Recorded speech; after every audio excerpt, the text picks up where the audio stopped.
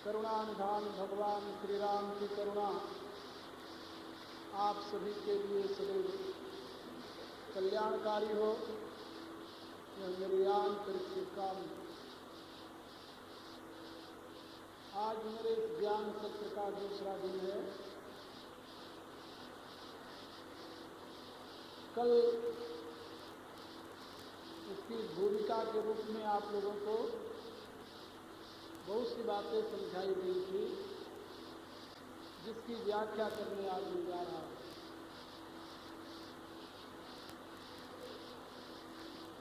भारतीय दृष्टिकोण सत्य के प्रति तीन रूपों में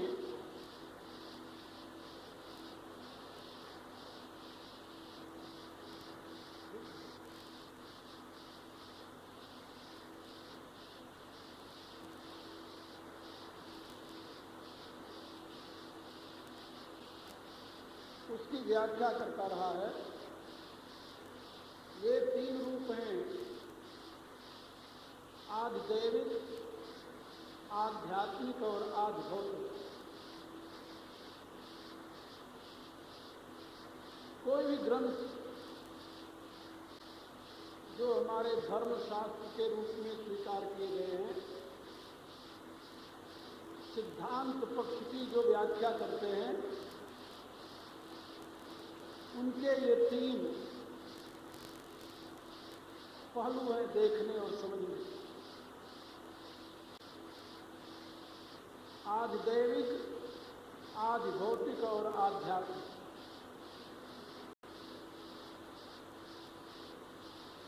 वेद के मंत्रों की व्याख्या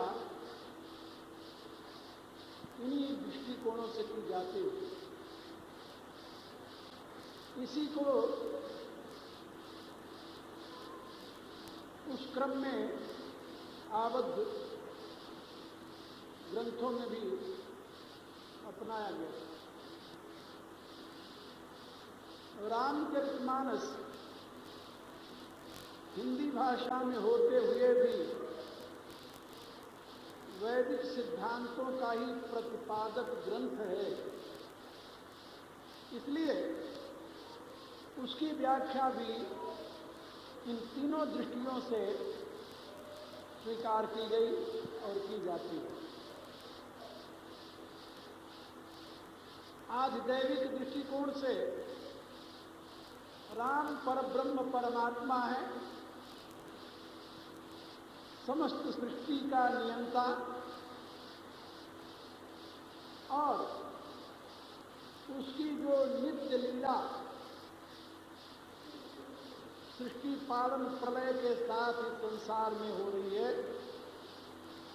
वह उस परमात्मा की कथा है जिसे रामायण कहते हैं।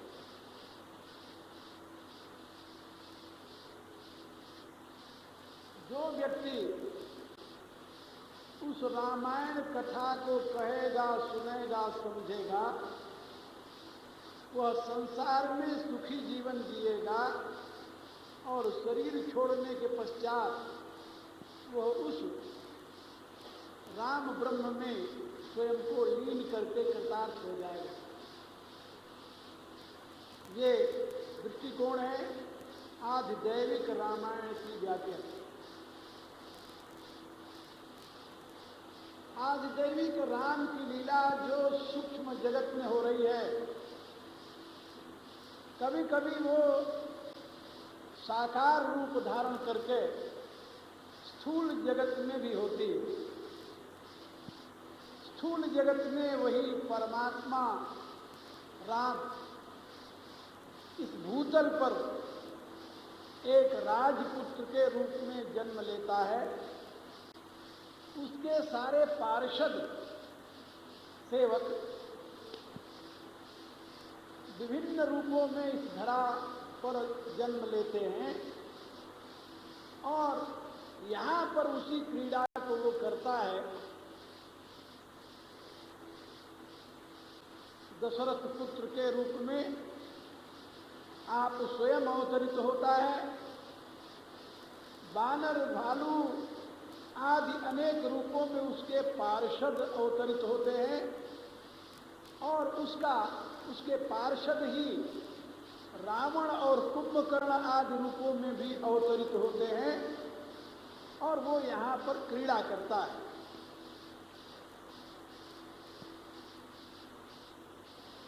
और क्रीड़ा कैसे करता है? कहा जैसे एक मनुष्य करता है, मनुष्य के समान करत चरित नर अनुहरित।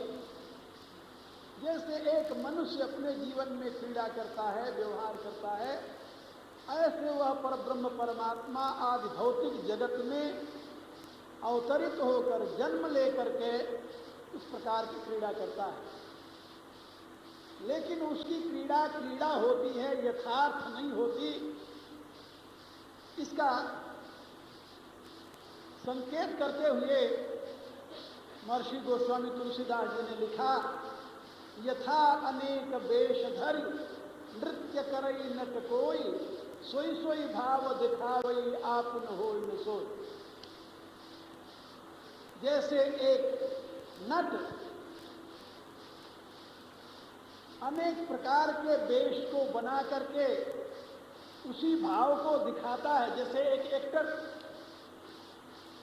कृष्ण बना तो कृष्ण ऐसी बात करता है, राम बना तो राम ऐसी बात करता है। यदि कहीं वो डाकू बन जाए तो डाकू ऐसी बात करेगा, कोई कल्प्रिट हो जाए तो कल्प्रिट ऐसी बात करेगा। ठीक उसी प्रकार से वह परमात्मा इस धरती पर जन्म लेता है मनुष्य के रूप में, तो मनुष्य ऐसी बात करता है, मनुष्य ऐसा व्यवहार करता है, लेकिन यथार्थ वो मनुष्य नहीं हो जाता। जैसे वो नट राजा का पाठ करने पर स्वयं राजा नहीं हो जाता, केवल राजा का पाठ करता है, ऐसे ही सोई सोई भाव दिखावई आपू होई न सोई। वह भाव तो वही व्यक्त करता है, लेकिन वह हो नहीं जाता। तिमि रघुपति लीला उर्गारी, जनुज विमोहन जन सुखकारी। इसी रूप से वह परमात्मा जब मनुष्य रूप धारण करता है तो मनुष्य के समान लीला करता है, जीवन बिताता है, लेकिन मनुष्य नहीं बन जाता। वो मनुष्य रूप में परमात्मा ही रहता है। ऐसा जो जानते हैं और उसकी लीला का अनुकरण करते हैं, वे भी कल्याण के भाजन बन जाते हैं। ये आज भौतिक। अब आया आध्यात्मिक। जो क्रीड़ा आज दैविक जगत में हो रही है, जो क्रीड़ा कभी कभी आज भौतिक जगत में हो जाती है, वही क्रीड़ा इस आध्यात्मिक जगत में होती रहती है। आध्यात्मिक जगत माने व्यष्टि जीवन में, व्यक्ति के जीवन में, मनुष्य के आंतरिक जीवन में। जैसे बाहर अयोध्या है वैसे यहाँ अयोध्या है, जैसे बाहर लंका है वैसे यहाँ लंका है, जैसे बाहर अयोध्या में दशरथ और लंका में रावण होते हैं, ऐसे यहाँ भी, यहाँ की अयोध्या में भी दशरथ और लंका में रावण हैं। जैसे वहाँ राम का दशरथ का परिवार है, ऐसे यहाँ भी दशरथ का परिवार है। जैसे वहाँ रावण का परिवार है, वैसे यहाँ भी रावण का परिवार है। यानी पूरी राम कथा आपके इस 3.5 हाथ के पुतले में, ऐसे समझ लीजिए, आपके व्यष्टि जीवन में पूरी राम कथा हो रही है। यह है आध्यात्मिक दृष्टि से रामायण का बोध। वह राम कथा जो आज भौतिक जगत में त्रेता में हुई, वह राम कथा जो आज दैविक जगत में नित्य हो रही है, वही राम कथा आध्यात्मिक जगत में भी नित्य हो रही है। आपके शरीर में एक राम है, आपके शरीर में एक रावण है, यहाँ भी वही द्वंद्व चल रहा है। और जैसे वहाँ रावण सीता का हरण करता है, ऐसे ही आपके अंदर वाला रावण भी आपकी सीता का हरण कर लेता है। जैसे राम जब रावण का वध करते हैं, सीता को मुक्त करते हैं, तभी राज्यासीन होते हैं, ऐसे ही आपके अंदर वाला राम जब अंदर वाले रावण का वध करके सीता को मुक्त करेगा तो वो भी राज्यासीन हो जाएगा। वही कथा, बिल्कुल वही कथा, जो बाहर है वही भीतर। ये 3 दृष्टिकोणों से राम कथा की विवेचना की गई। अब इसमें जो लोग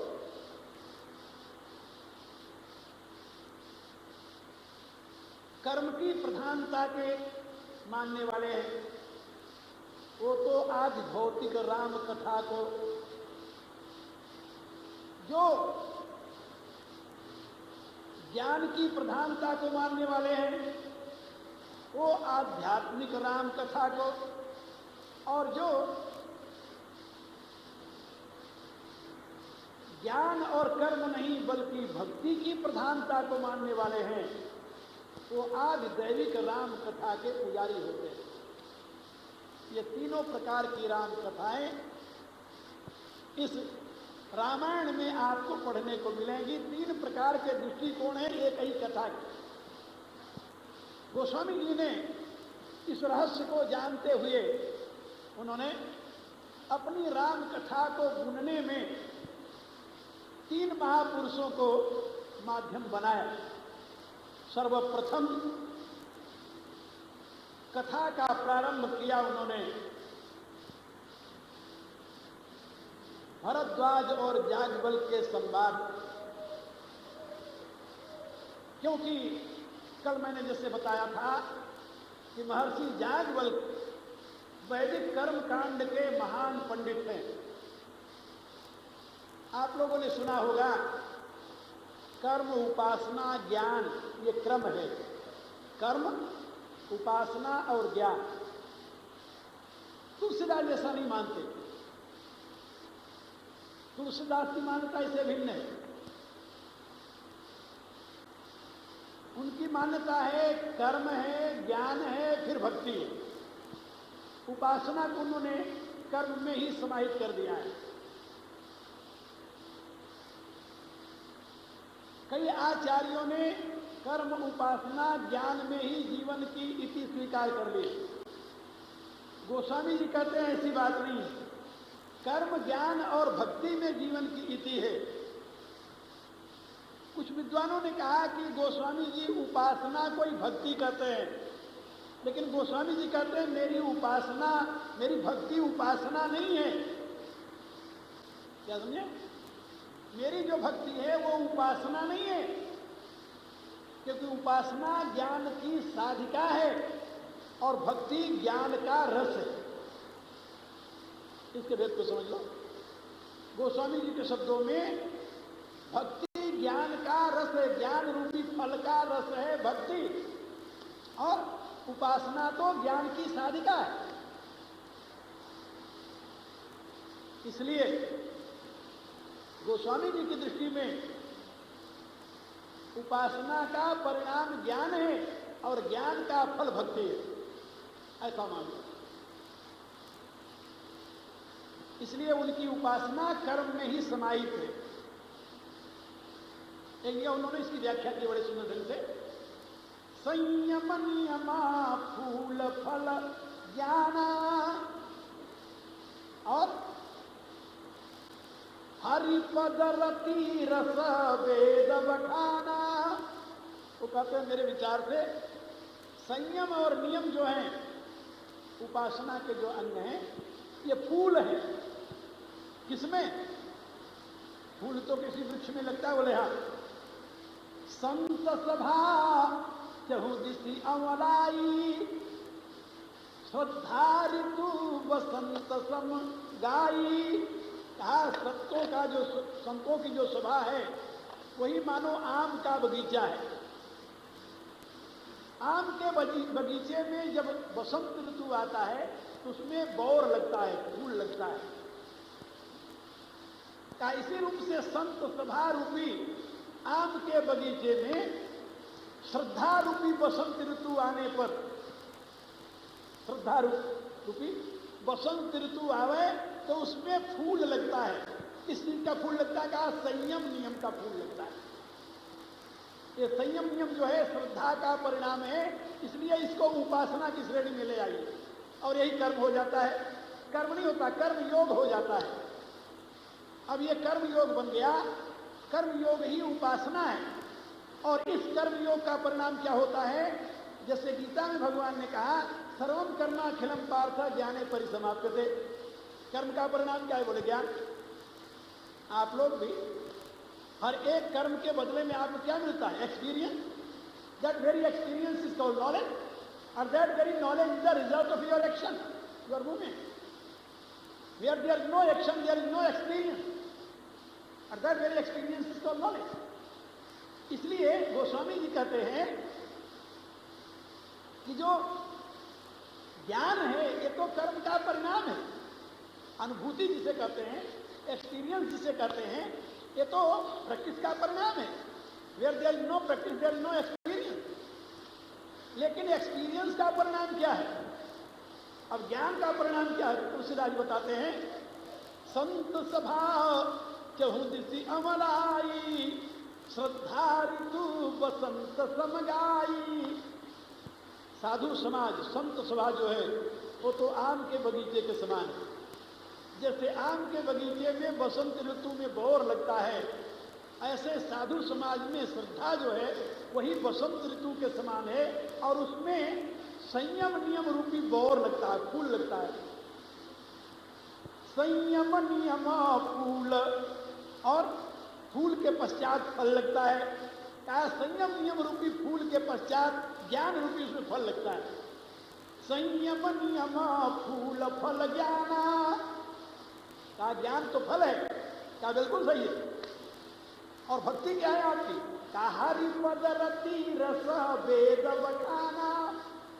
का आपको फल मिल जाए, आप तृप्त हो जाएंगे क्या? क्या रहा है? आप फल पाकर तृप्त होते हैं या फल खाकर तृप्त होते हैं? यदि आपसे कोई पूछे, क्यों भाई आप फल पाकर तृप्त होते हैं या फल खाकर तृप्त होते हैं, क्या कहेंगे आप? खाकर। पाकर तो नहीं तृप्त होते, पाने से आपको ढाढ़स बच जाता है कि हाँ फल मुझे मिल गया। लेकिन मिल गया जो, उससे तृप्ति नहीं हुई, तृप्ति तो होगी उसके रस को चखने से। तो तुलसीदास जी कहते हैं, संयम नियम फूल फल ज्ञाना। संयम नियम फूल है और ज्ञान उसका फल है, इसमें कोई संदेह नहीं। लेकिन ज्ञान रूपी फल का जो रस है वो क्या है? हरि पद रति रस वेद बखाना। वो कहते वेद कहता है कि उस ज्ञान का फल है उसका रस, और रस में ही स्वाद है। कहा ज्ञान रूपी फल का रस क्या है? उन्होंने कहा भगवान में प्रेम। ज्ञान का यही स्वरूप है, और नहीं तो सो शुभ कर्मा धर्म जरि जाऊ, जहन राम पद पंकज भाऊ। योग कुयोग ज्ञान अज्ञानु, जहाँ नहीं राम प्रेम परधानु। तुलसीदास जी कहते हैं वो कर्म, वो धर्म सारा जल जाए जिसमें राम प्रेम की प्रधानता नहीं है, वह ज्ञान नहीं अज्ञान है, वह योग नहीं कुयोग है जहाँ राम प्रेम की प्रधानता नहीं है।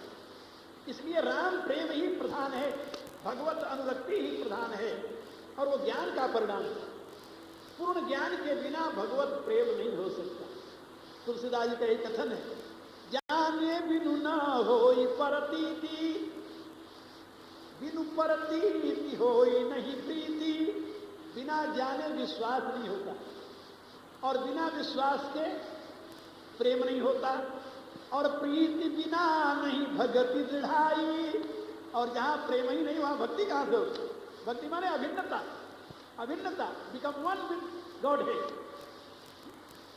या तुम द्रष्टुम च तत्वेन प्रवेशुम च परम तप। भगवान कहते गीता के 13वें अध्याय, तुम ये वो तत्वतः मेरा भक्त जो है, भक्त्या माम अभिजानाति यावन नस्यास्मि तत्वतः ततो माम च ततो ज्ञात्वा विष्टे तदनंतरम। मेरा भक्त जो है वो तत्वतः मुझे जानता है, और जानकर मुझसे मुझमें प्रविष्ट हो जाता है, मुझसे एक हो जाता, अभिन्न हो जाता है। तो भगवत प्रेम ही परम लक्ष्य है, ऐसा गोस्वामी जी का कथन है। इसलिए गोस्वामी जी जब राम कथा का प्रारंभ करते हैं तो सबसे पहले चुनते हैं वक्ता किसको? कर्म प्रधान, कर्मकांडी याज्ञवल्क्य। ये मृत्यु लोक के वक्ता है। कर्म प्रधान है ये मर्त लो। कर्म प्रधान विश्व रचि राखा, जो जस करई सो तो सफल चाखा। इस संसार में कर्म की प्रधानता है, जो जैसा कर्म करता है उसको वैसा ही फल मिलता है। लेकिन ज्ञान बड़ा प्रबल है, वो कर्म से भी प्रबल है, वो कर्म की लकीर को ऐन काट करके समाप्त कर देता है। इसीलिए तो ज्ञान स्वरूप भगवान शंकर के विषय में कहा गया। नारद जी संदेश देते हैं हिमवान को, जो तप करई कुमारी तुम्हारी, तो भाभ्यू में दी सकई त्रिपुरारी। यदि तुम्हारी कुमारी तपस्या करे, शंकर की आराधना करे, तो ज्ञान स्वरूप शंकर जो है वो कर्म की लकीर को भी मिटा दे। मेटत कठिन कुंवंत भाल के। इसलिए उन्होंने सर्वप्रथम वक्ता कर्म प्रधान याज्ञवल्क्य जी को चुना। याज्ञवल्क्य जी प्रथम वक्ता है। श्रोता कौन है? भगवान वाल्मीकि के परम शिष्य भरद्वाज। कथा यहां शुरू होती है। भरद्वाज मुनि बसई प्रयागा, जिन्हीं राम पद अति अनुरागा। भरद्वाज प्रयाग में बसते हैं, राम के अनन्य चरणानुरागी हैं। क्यों न हो? गुरु जिनके वाल्मीकि जो रामायण के रचयिता, राम के अनन्य भक्त, उन वाल्मीकि का शिष्य होने का सौभाग्य मिला है भरद्वाज को। वाल्मीकि रामायण में भी इसका वर्णन। अब भरद्वाज जी राम कथा के रसिक हैं, राम कथा सुनना चाहते हैं। अपने गुरुमुख से तो सुने ही हैं, समझे ही हैं, लेकिन एक महान तत्वज्ञानी और कर्म विज्ञान के ज्ञाता महर्षि याज्ञवल्क्य से भी वो राम कथा सुनना चाहते हैं। याज्ञवल्क्य एक ऐसे ऋषि हैं शतपथ ब्राह्मण में जिनके कर्मकांड की दी हुई व्यवस्था की प्रतिष्ठा है, और बृहदारण्य उपनिषद जो है शतपथ ब्राह्मण का ही भाग है, उसमें श्रेष्ठतम ब्रह्मज्ञ के रूप में उनका दर्शन हमें होता है। तो ब्रह्म विद्या के महान पंडित और कर्मकांड के महान ज्ञाता, इन दोनों का पूर्ण बोध जिसमें है वो याज्ञवल्क्य है। ऐसे याज्ञवल्क्य के सामने भरद्वाज जी अपना एक प्रश्न रखते हैं। प्रश्न क्या है उनका? कानाथ एक संशय बड़ मोरे। हे नाथ, मुझे एक बहुत बड़ा संशय, संदेह, आशंका है। याज्ञवल्क्य जी मुस्कुराए, भरद्वाज के प्रश्न सुनकर के मुस्कुराए। आपको आशंका है, संशय आपको? बोले हाँ। क्या किस विषय में संशय है? कानाथ एक संशय बड़ मोरे, और करगत वेद तत्व सब तोरे। मेरी शंका है वेद तत्व में, वेद के तत्व को, वेद के तत्व में मुझे शंका है। और वेद तत्व को आप अच्छी प्रकार से जानते हैं। वेद तत्व के दो विभाग हैं, एक प्रवृत्ति मार्ग और दूसरा निवृत्ति मार्ग। प्रवृत्ति मार्ग के ज्ञाता आप हैं, कर्मकांड की व्यवस्था देने वाले, और निवृत्ति मार्ग के ज्ञाता भी आप हैं, ब्रह्म विद्या की व्याख्या करने वाले। इसलिए आप वेद के संपूर्ण तत्व को जानने वाले हैं। करगत वेद तत्व सब तोरे। कहा वेद तत्व में तुम्हें आशंका कैसे हो गई? कहा हो गई आशंका, मेरे बात समझ में नहीं आई, इसलिए आशंका हो गई। आओ वेद तत्व है क्या तुम्हारी दृष्टि में, इसमें आशंका है? आगे भरद्वाज जी कहते हैं, कहा तो स्वमयी लागत भय लाजा। उस शंका को आपके समक्ष रखने में मुझे भय भी लग रहा है और लज्जा भी आ रही है। क्या भाई, भय और लज्जा किस बात की? आपके सामने वो शंका जो मेरे हृदय में है उसको रखने में भय भी हो रहा है और लज्जा भी आ रही है। भय किस बात की? अरे कहीं आप नाराज होकर कोप न कर लें। ये समझ करके कि मैं आपकी योग्यता की परीक्षा कर रहा हूं, जो प्रश्न के लिए 3 हेतु बताए गए हैं शास्त्र में। एक तो जिससे हम प्रश्न करते हैं उसकी योग्यता को जानने के लिए, मापने के लिए कितने पानी में है जरा पूछो तो देखो तो, एक। और दूसरा, एक हम अपनी योग्यता को जनाने के लिए कि मैं इतना जानता हूं, और तीसरा जिज्ञासा की पूर्ति के लिए। ये 3 प्रकार के प्रश्न होते हैं।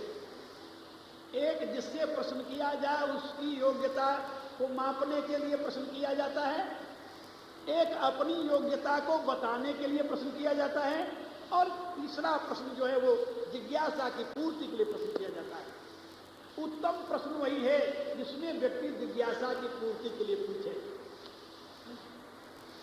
अब भरद्वाज जी कहते हैं कि महाराज, आपसे प्रश्न करते समय मुझे भय लग रहा है कि कहीं आप ये न समझ लें कि मैं महर्षि वाल्मीकि का शिष्य हूं और उनका जो श्रेष्ठतम अनुभूत सत्य है उसके विषय में आपसे प्रश्न कर रहा हूं, कहीं आपकी परीक्षा लेने के लिए कर रहा हूं। ऐसा कहीं आप न मान लें, इसलिए मुझे डर लगता है।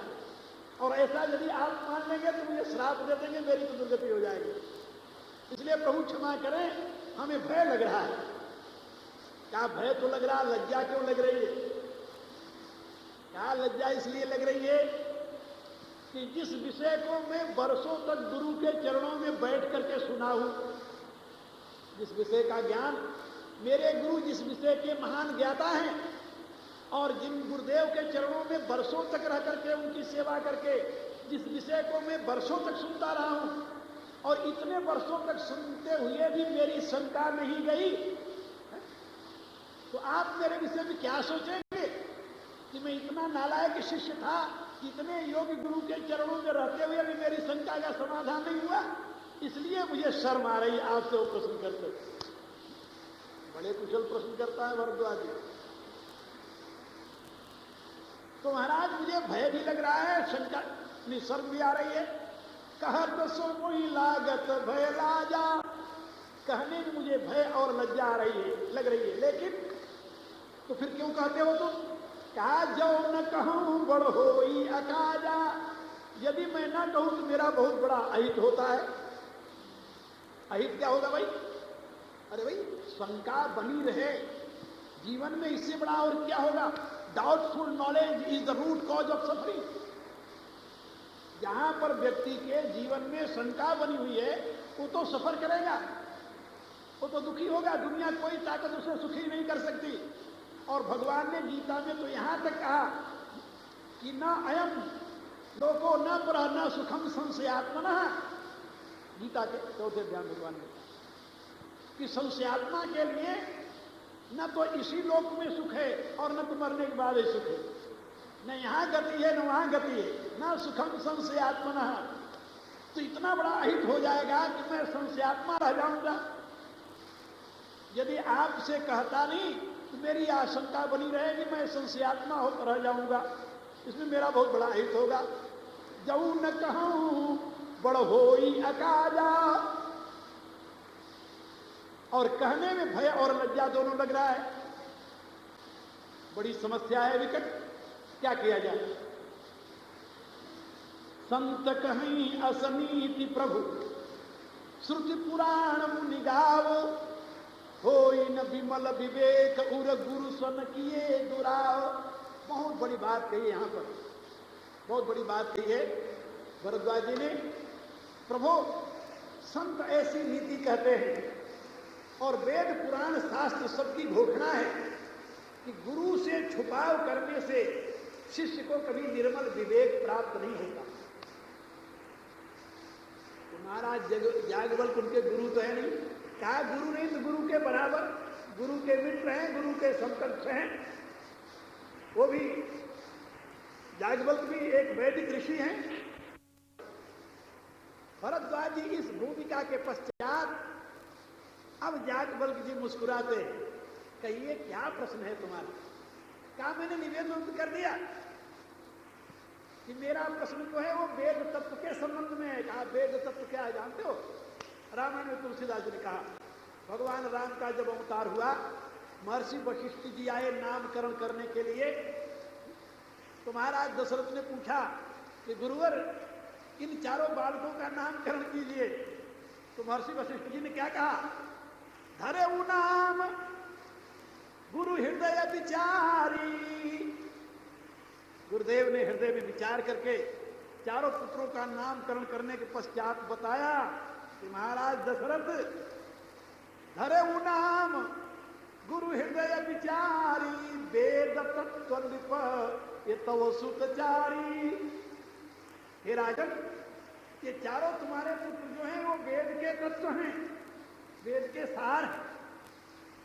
महाराज भरद्वाज जी प्रार्थना कर रहे हैं, महाराज जो वेद के सार हैं चार पुत्र दशरथ के, उन्हीं के विषय में मुझे शंका है। शंका किसके विषय में? वेद तत्व के विषय में। और उस वेद तत्व को आप अच्छी प्रकार से जानते हो।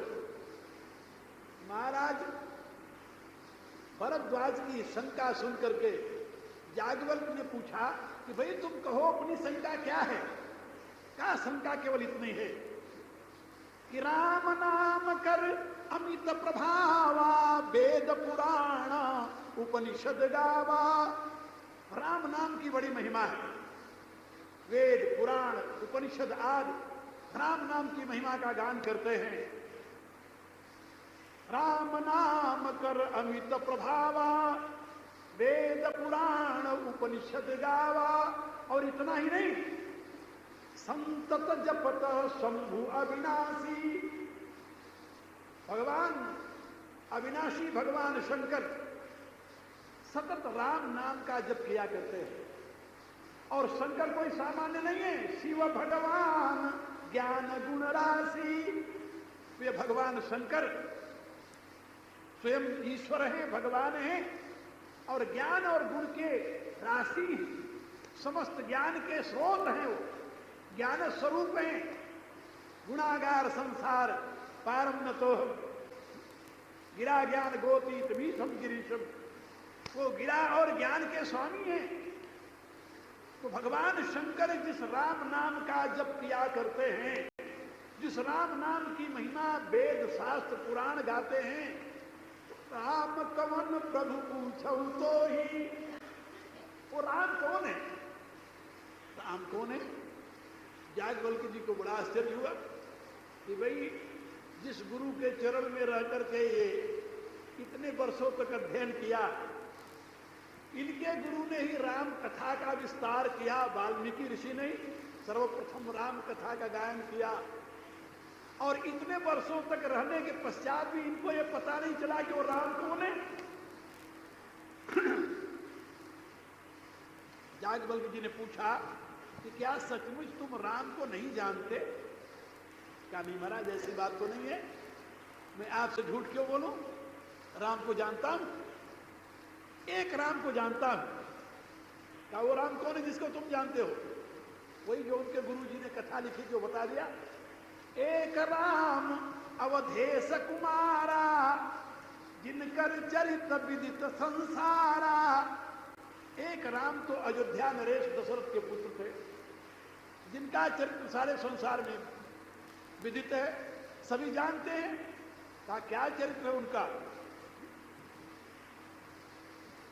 का उनके चरित्र को कौन नहीं जानता? ये तो सब जानते हैं। एक राम अवधेश कुमारा, तिनकर चरित्र विदित संसारा। चरित्र क्या है?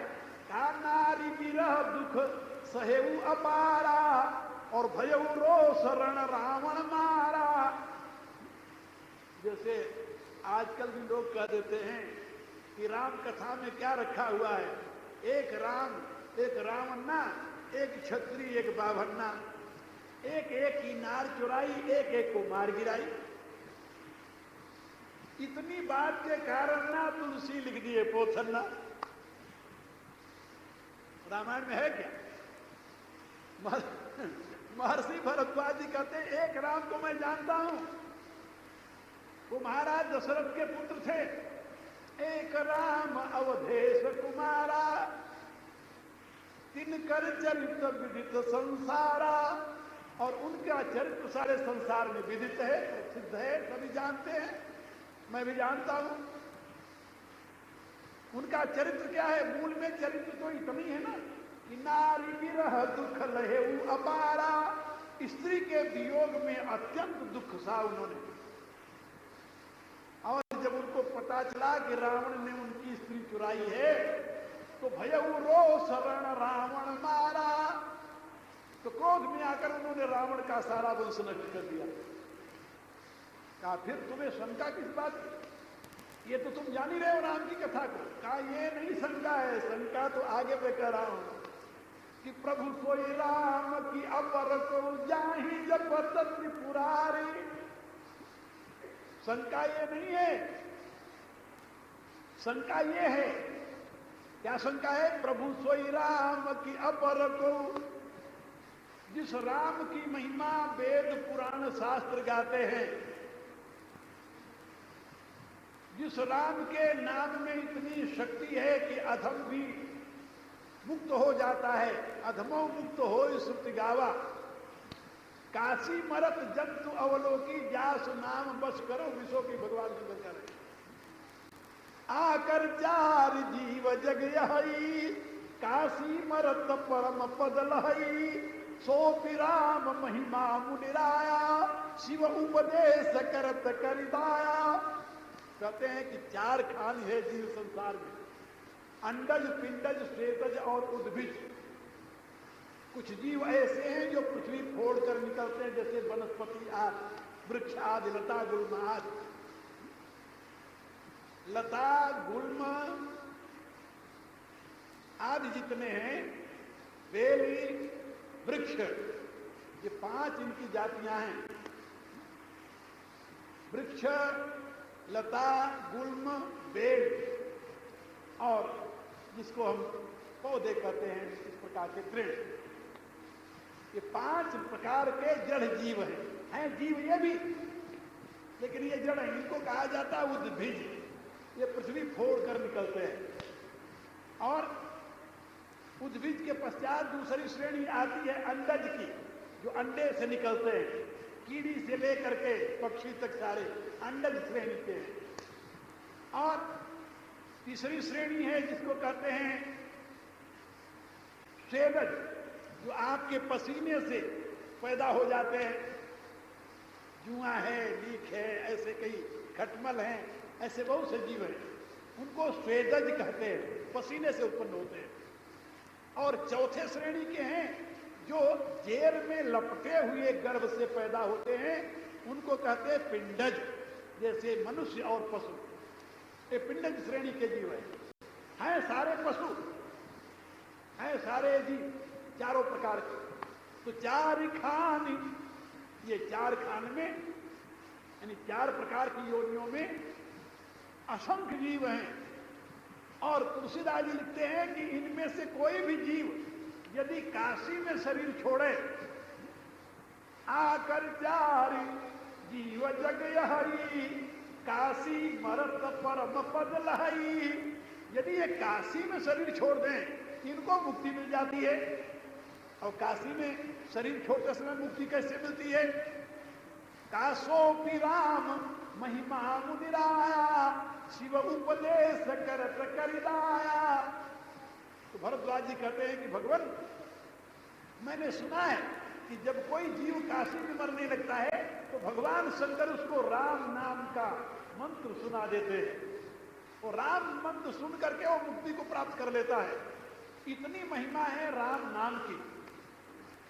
राम के नाम को सुना करके काशी में मरने वाले जीवों को मुक्त कर देते हैं भगवान शंकर। जिस राम के नाम की इतनी बड़ी महिमा है, और जिस राम का नाम भगवान शंकर त्रिपुरारी जपते हैं, ये वही राम है जो दशरथ के पुत्र हैं या कोई और राम है? प्रभु सोई राम की अपर को जाहि जपत त्रिपुरारी। क्या भाई, उस राम को त्रिपुरारी यदि जपे तो तुम्हें आश्चर्य क्या लग रहा? क्या आश्चर्य की तो बात है हमारा। त्रिपुरारी जानते हो किसे कहते हैं? त्रिपुरारी, त्रिपुर के अरि। ये त्रिपुर क्या है? काम, क्रोध और लोभ। ये तीन महान शत्रु है। त्रिविधम नरकस्येदम द्वारम नाशनमात्मनः कामः क्रोधः तथा लोभः तस्मादेतत्त्रयं त्यजेत्। तो काम, क्रोध और लोभ ये तीनों नरक के दरवाजे हैं। काम, क्रोध और लोभ ये तीनों के लिए तुलसीदास जी ने कहा ये नरक के द्वार हैं। गीता में भगवान ने बताया नरक के द्वार हैं। और इन तीनों को नष्ट करने वाले त्रिपुरारी कहे जाते हैं। ये त्रिपुर के अर्घी को त्रिपुर कहा जाता है। काम को, क्रोध को, लोभ को, ये त्रिपुर है। और इनके शत्रु हैं भगवान शंकर। आप जानते हो इन तीनों को नाश करने वाले हैं। तीसरी नेत्र खोल करके उन्होंने काम को नाश कर दिया, काम को नाश किया, इसलिए कामारी कहे जाते हैं। और असंग रहते हैं, श्मशान की राख अपने शरीर पर लगाते, इसलिए लोभ का प्रश्न ही नहीं पैदा होता। तो जो काम, क्रोध, लोभ तीनों को नष्ट करने वाले भगवान शंकर हैं, जिनके नाते वो त्रिपुरारी कहे जाते हैं, ऐसे त्रिपुरारी एक कामी, क्रोधी और लोभी के नाम का जप क्यों करेंगे? क्या कर रहे हो तुम? कहा महाराज यही तो आशंका है। जिस राम को मैं जानता हूं वो तो मेरी दृष्टि से कामी भी हैं और क्रोधी भी हैं। और जहां काम और क्रोध होगा वहां लोभ तो अंतर्मुख में रहेगा ही। क्या तुम कैसे कह सकते हो कि वो राम कामी हैं? क्या यही तुम्हें निवेदन कर रहा हूं कि नारी विरह दुख लहे वो अपारा। जो स्त्री के लिए वन वन में भटकते घूमे, जिसको इतनी होश नहीं थी कि ये लता वृक्ष हैं, मनुष्य नहीं है जो हमें समाचार बताएंगे। तुलसीदास जी लिखते हैं सीताहरण के पश्चात लक्ष्मण समुझावत बहुभांति और प्रभु पूछत चले लता तरुपाती। किसे पूछते हैं? लताओं से, वृक्षों से, पत्तियों से पूछते हैं। क्या पूछते हैं? हे खगमृग, हे मधुकर श्रेणी, तू देखी सीता मृगनैनी। मेरी मृगनैनी सीता को तुम लोगों ने देखी है कहीं? अब सोचो, लताओं से, वृक्षों से पूछते हुए घूम रहे हैं कि मेरी मृगनैनी सीता को तूने देखी? तो जो सीता के विरह में इतना व्याकुल है वो कामी नहीं तो और क्या है? ऐसे कामी को भला शंकर जी जो काम को नाश करने वाले क्यों भजन करेंगे? ये शंका है। और नारी विरह दुख लहेऊ अपारा, जब पता चला कि नारी का हरण रावण ने किया है तो भयऊ रोष रण रावण मारा, तो कामा संजायते क्रोध है। तो काम का दूसरा सगा भाई क्रोध है जो उसके पीछे पीछे चलता है। जब उनको मालूम हुआ कि रावण ने मेरी स्त्री का हर लिया तो सारे परिवार से उसका नाश कर दिए। तो क्रोध नहीं तो और क्या है? तो जो राम काम और क्रोध से ग्रसित थे, उन राम को भला काम और क्रोध, लोभ को जीतने वाले त्रिपुरारी क्यों जपेंगे? ये मेरे समझ में नहीं आया। इसलिए हो सकता है जिन राम को शंकर जी जपते हैं वो कोई और राम है और ये दशरथ के पुत्र कोई और राम है। मेरे विचार में तो ऐसे ही आता है। लेकिन प्रभु इस रहस्य को आप बता सकते हैं, क्योंकि अभी तक किसी दूसरे राम का तो पता लगा नहीं। ये भी एक शंका है कि यदि वो दूसरा राम कौन है, कहा उसका सही पता मिला नहीं हमें। वेद शास्त्र तमाम पढ़ डाले, किसी दूसरे राम की चर्चा ही कहीं नहीं है, उसी राम की चर्चा है। तो ये समाधान आप कर सकते हो क्योंकि आप वेद के ज्ञाता हो, वेद तत्व के जानने वाले हो। इसलिए आपको ये पूरा पता है कि जिस राम को शंकर जी जपते हैं वो वही राम है जिनको मैं जानता हूं, या उससे भिन्न कोई राम है? प्रभु सोई राम की अपर को जाहि जपत त्रिपुरारी, ये मेरी शंका है। इसलिए सत्य धाम सर्वज्ञ तुम कहु विवेक विचार। आप सत्य के धाम हैं और आप सर्वज्ञ हैं, इसलिए आप विवेक की दृष्टि से विचार कर मुझे बताइए कि जिस राम को मैं जानता हूं दशरथ नंदन वो, और जिस राम को भगवान शंकर भजते वो, इन दोनों में राम कौन है? ये दो राम है या एक ही राम है? ये प्रश्न है। और दूसरी बात, यदि ये दोनों एक ही हैं तो ये मेरे समझ में नहीं आया कि एक कामी और क्रोधी राम को, काम और क्रोध को जीतने वाला शंकर कैसे भजन कर सकता है, उपासना कैसे कर सकता है? क्योंकि ये तो यहां संसार में भी कोई कामी व्यक्ति हो, वो एक संयमी को प्रिय नहीं लगता, क्रोधी व्यक्ति एक दयावान को प्रिय नहीं लगता, तो भगवान शंकर को भला कैसे वो प्रिय लग सकते हैं कि उनकी भजन करते रहे वो? और एक कामी और क्रोधी व्यक्ति के नाम में इतनी शक्ति कहां से आ सकती है कि उसका नाम लेकर के यानी प्रत्येक योनि के जीव को शंकर जी मुक्त कर दें? तो जब राम की महिमा सुनता हूं, राम नाम की महिमा सुनता हूं, राम नाम का प्रभाव सुनता हूं, तब तो मुझे लगता है कि राम कोई और है। और जब राम के चरित्र को देखता हूं तो लगता हूं कि ये राम तो राम नहीं हो सकते। हमें यह संशय है। आप देखिए किस ढंग से भगवान याज्ञवल्क्य के समक्ष भरद्वाज ऋषि ने अपनी शंका रखी है ना, युक्ति युक्त शंका। आपको भी लग रहा होगा कि बात तो सही कर रहे, और कोई भी इस शंका को जब समझेगा तो वो मानेगा कि शंका उनकी ठीक है, और इसी शंका के समाधान में सारी रामायण कही गई है। यही ये रामायण का बीज है। राम कवन प्रभु पूछो तो कहो बुझाई कृपा निधि मोहि। वह राम कौन है? जिस राम के विषय में हम जानते हैं वो राम कामी क्रोधी हैं, और जिस राम की महिमा में सुनता हूं वो तो राम महान है। ये दोनों एक ही राम हैं या दो राम हैं? इसीलिए कुछ लोगों ने कहा कि नहीं, ये दो राम हैं। एक ने कहा कि नहीं, दो राम नहीं, राम तो तीन हैं। क्या वो कौन सा राम तीन? तीसरा कौन आ गया? कहा एक राम दशरथ का बेटा, एक राम घट में लेटा, एक राम कल्प सारा। कहा तीने नहीं, एक राम चौथा भी है, एक राम तीनों देने आया। अब इसी प्रश्न का समाधान गोस्वामी जी करते हैं अपनी रामायण। और ये प्रश्न जब याज्ञवल्क्य के सामने आता है तो याज्ञवल्क्य बुरा नहीं मानते। याज्ञवल्क्य को बुरा नहीं लगा, याज्ञवल्क्य प्रसन्न हो गए, खुश हो गए। और इसके साथ ही भरद्वाज ऋषि ने एक और बात कह दी, जैसे मिटई मोह भ्रम भारी, कहु सुख था नाथ विस्तारी। कहा प्रभु संक्षेप में मैं ये बात सुनना नहीं पसंद करता, जिससे मेरा मोह और भ्रम जाए उसी प्रकार की कथा को आप विस्तार पूर्वक मुझे समझा दीजिए, जिससे दोबारा मेरे दिमाग में राम के प्रति मोह हो ही नहीं। ये बात जब भरद्वाज जी ने कही, भरद्वाज की बात सुनकर के याज्ञवल्क्य ऋषि मुस्कुराने, और मुस्कुराते हुए क्या कहा जानते हो? का चाहु सुनई राम गुण बूढ़ा, कीनऊ कसना मनऊ अति बूढ़ा। ये नहीं कहा तुम मूर्ख हो, ना, ये नहीं कहा। कहा क्या?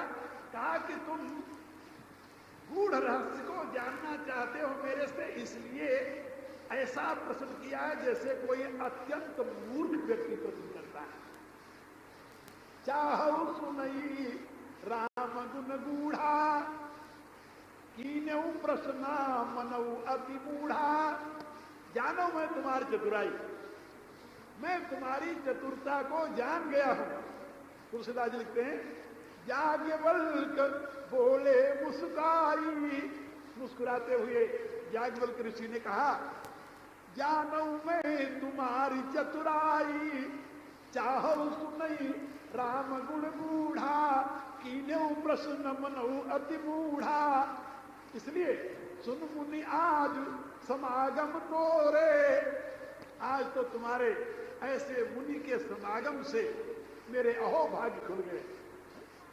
याज्ञवल्क्य जी प्रशंसा करते हैं भरद्वाज जी की, और फिर आगे वो राम तत्व का निरूपण प्रारंभ करते हैं।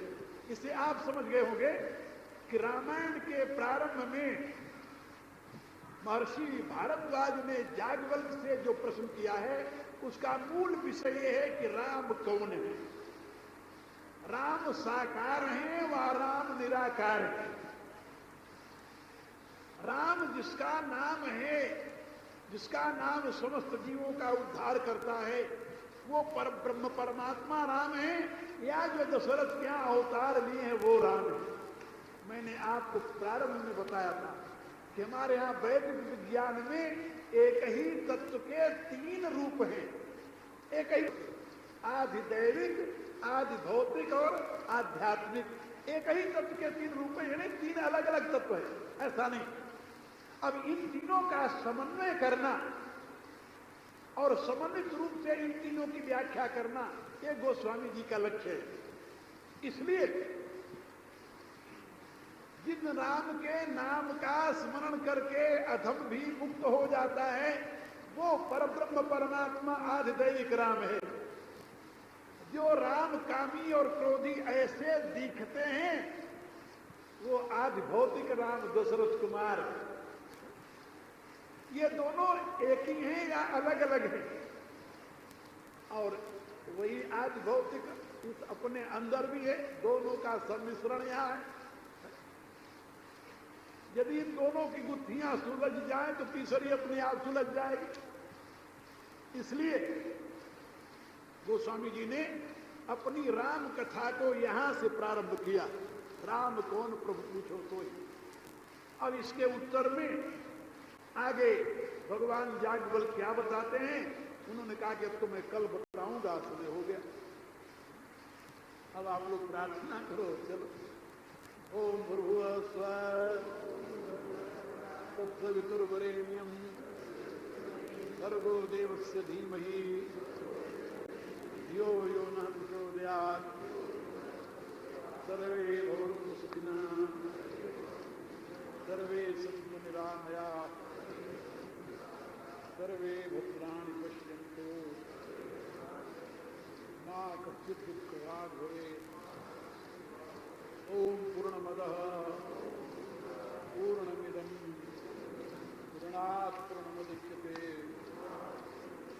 पूर्णस्य पूर्णमादाय पूर्णमेवावशिष्यते। ओम शांति शांति।